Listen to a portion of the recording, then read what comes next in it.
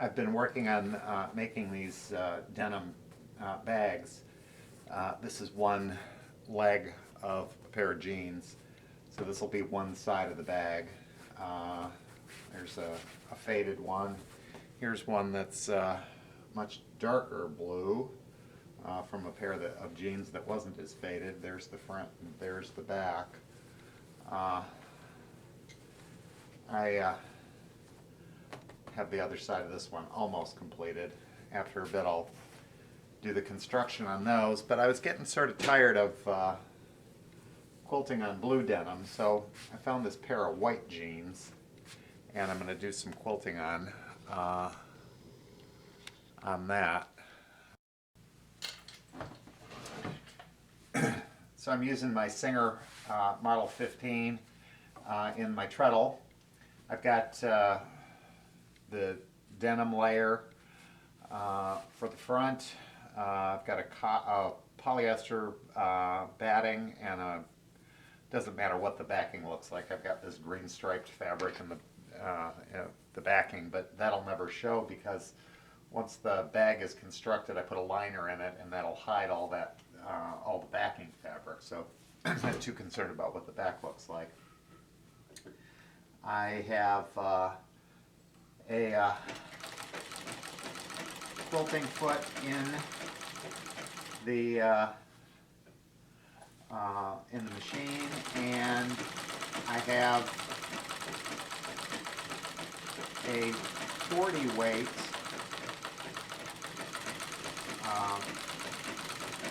polyester embroidery thread that I'm using to do the quilting. And it is, so far, working out pretty good. I like the contrast that I get with this pale green. Well, it isn't pale green, it's kind of a chartreuse color. I like the contrast I'm getting with the white denim.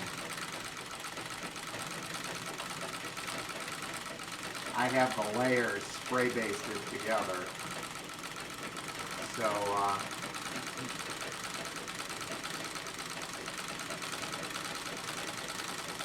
it may look like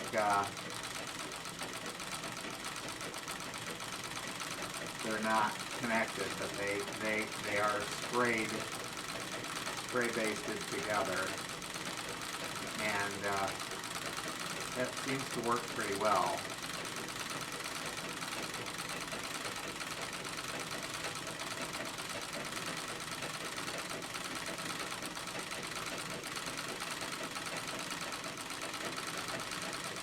The thing with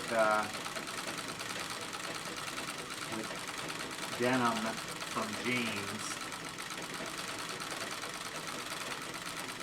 you would think that the layers are, or the pieces would be flat when you cut them open, and they're not. The one side of the jeans from the seam over is a different size than the other way over, and the further up you get on the leg, the wider the pieces are cut, and when you open it and try to press it out flat, it ends up being a real problem up at the top. So as I do these, I'm having to work around that extra fullness that is in the top part of the jeans leg. And anyway, the spray base helps to keep them flat. It is not a perfect solution, but it's helping. So in some places where there's quite a bit of extra width in the fabric towards the top of the legs, I'm having to really be careful and work that extra fullness out with the quilting. And that just takes a little practice.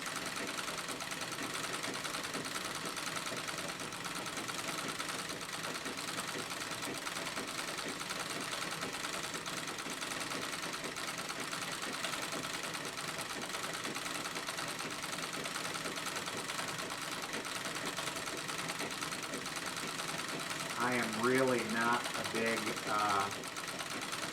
fan of having to do all kinds of planning and marking, and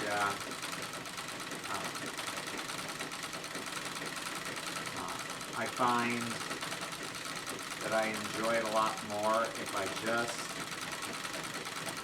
have an idea in my head and just sort of make it happen as I go. And so that's what I'm doing here.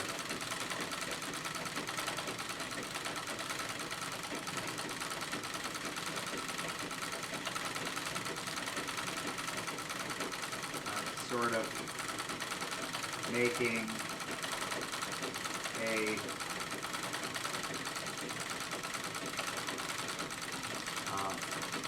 well, my interpretation in quilting of a fern.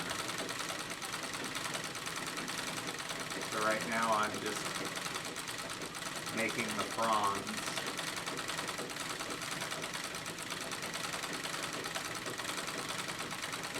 And I don't know,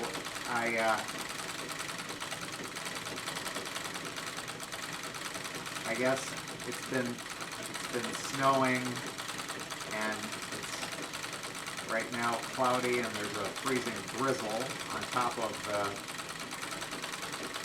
over 12 inches of snow we have on the ground. And I guess I just felt like I wanted something kind of springy, and that's what made me pick this white denim and the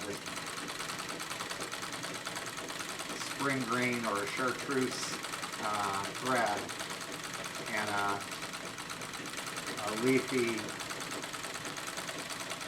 motif to quilt. Winter's just starting and I'm pretty much already over it.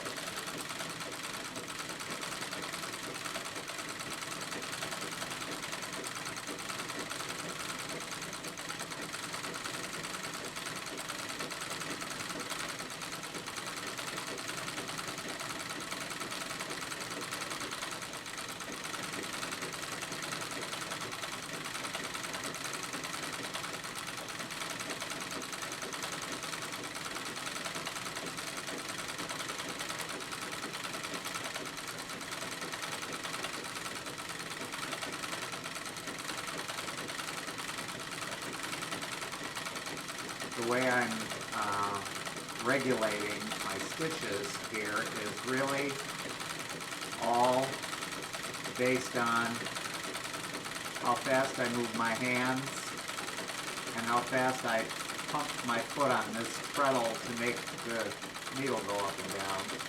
So it's sort of a two-part thing to create your stitches. How fast you move your hand and how fast you move your foot.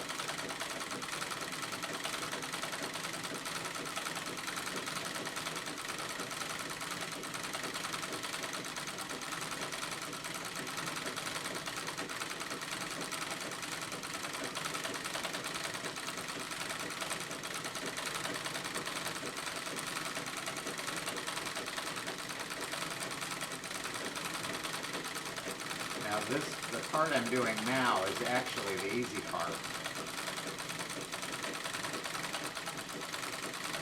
What I'm going to do after I get the main design in is I'm going to go back and do lot of heavy filling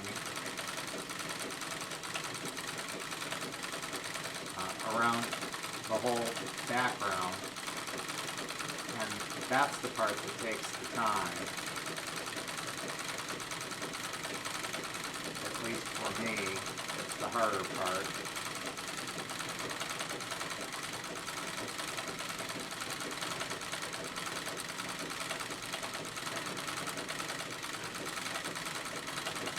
I find this part to be quite easy. So, and I don't know if you can really get a good view of that, but that's the beginning. And then to do the background, I'm going to go in between and do some very heavy stippling between everything.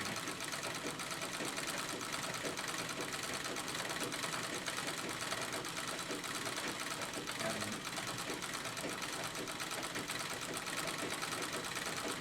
that will bring out the quilting design that I just did.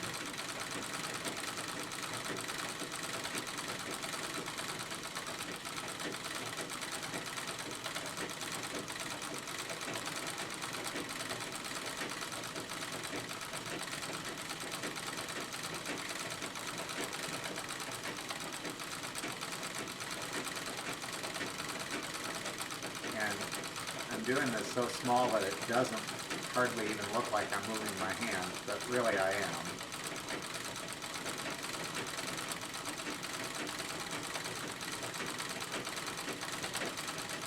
A lot of people will wear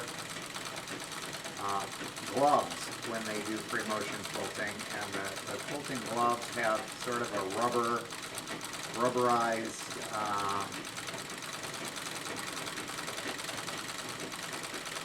little dots on the fingers, and those help create a good grip. If you've got a pretty smooth machine surface and strong hands and a small piece of that you're working on, you probably don't need gloves, but it might make it easier for you.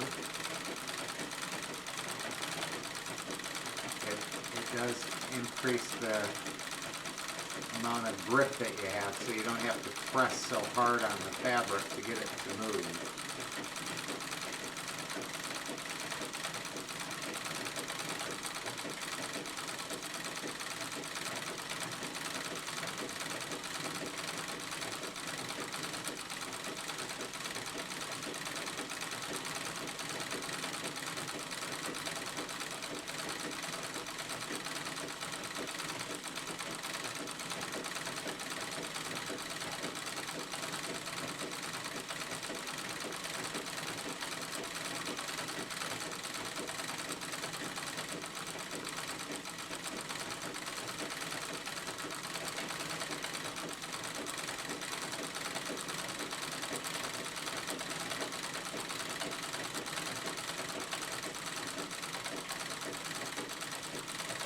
I was just looking at my memories on Facebook, and a year ago today, I posted a picture of a quilt that I had started, and I had started the piecing, making a bunch of 9-patch blocks, and it was the first sewing I'd ever done on a Treadle sewing machine, and I had never done any free motion quilting before.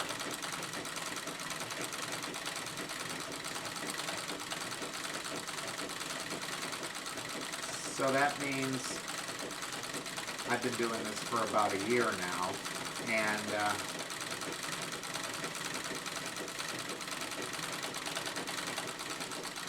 I think, for me anyway, the big secret to doing it is practice.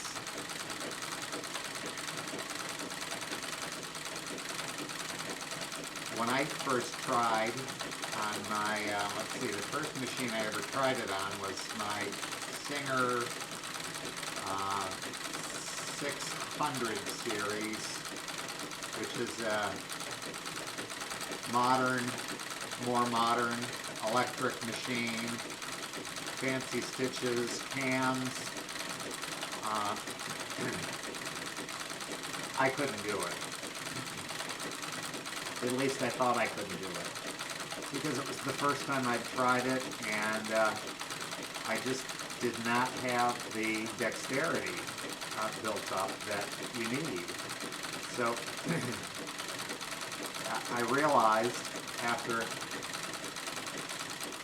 having played with it that way for a while, that I was moving way too fast. The machine was moving way too fast, and that I needed to get it to go slower so I could learn to move my hands and get the thing to do what I wanted. So that's when I decided to learn on a treadle, because I can control the speed a lot better. I don't have to go as nearly as fast as the machine wants to go, or the electric machine wanted to go. So that's why I do this with the old-fashioned machines, and that end because I love collecting and working on and restoring the old machines, and so I love to be able to use them.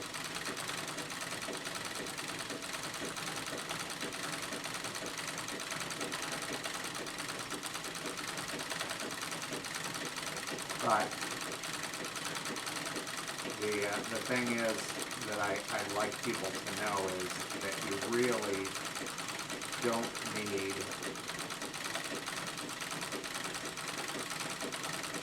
a super deluxe machine to get into free motion quilting.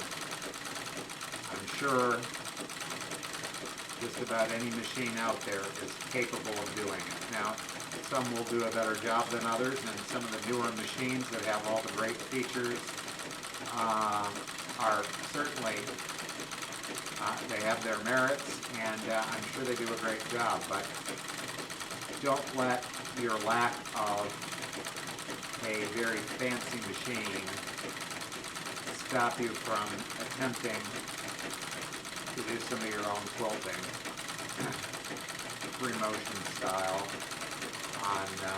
on your home machine. Certainly, small pieces are easy to work on. A full-size quilt, maybe a little bit more involved, wrestling that around under the needle and in the space on the bed. It's a little harder, but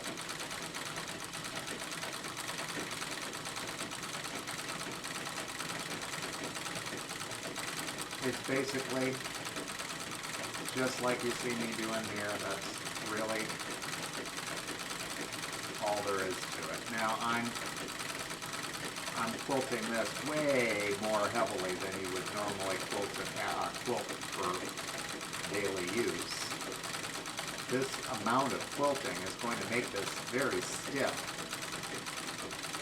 and that's exactly what I want, because this is going to be a tote bag, and if between the denim fabric and all this heavy quilting that makes it nice and stiff, that means I don't need to add a big thick bag type iron-on the inside to make the bag have body. The quilting and the fabric choice is what takes care of that for me. So anyway, I don't know if you can see how that's coming out. It'll be just more of the same all the way through here. Then I'll do the other side past the seam. I don't like to try and continue my design across the seam when I'm doing this type of thing on the denim, because that is so thick. I just divide it into two sections. Here's the other side that I'm almost done, or that I've done a little bit more with. This side you can see is totally filled in, and that's how the rest of this is going to look when it's filled in.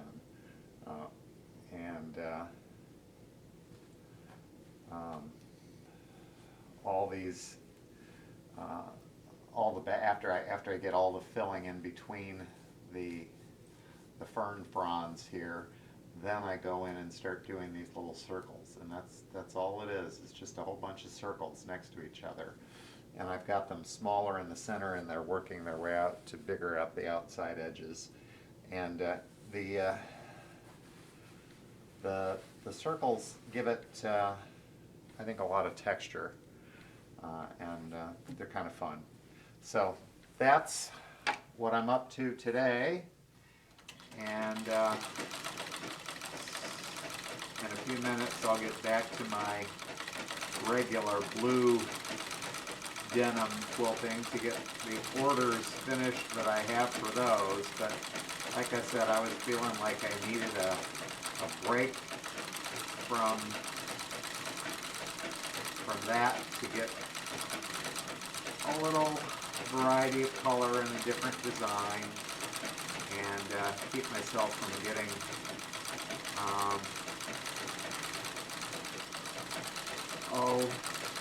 crazy from doing the same thing over and over. And sometimes you get an idea and you just have to do it. And that was mostly what made me go to do this today, is I just felt like this would look kind of neat. And anyway, so far I think it's going to be fun. Happy quilting.